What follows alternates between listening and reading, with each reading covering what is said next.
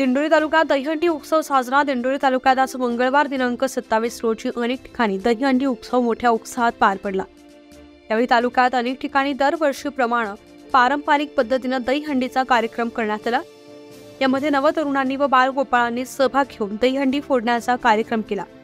पालखेड बंधारा येथे सायंकाळी रिमझिम पावसामध्ये देवकाठीचा ढोल ताशांच्या गजरात गावभर मिरवणूक काढून येथील ग्रामपंचायतच्या वतीने आयोजित कार्यक्रमांमध्ये नवतरुणांनी सहभाग घेऊन दहीहंडी फोडण्याचा कार्यक्रम केला।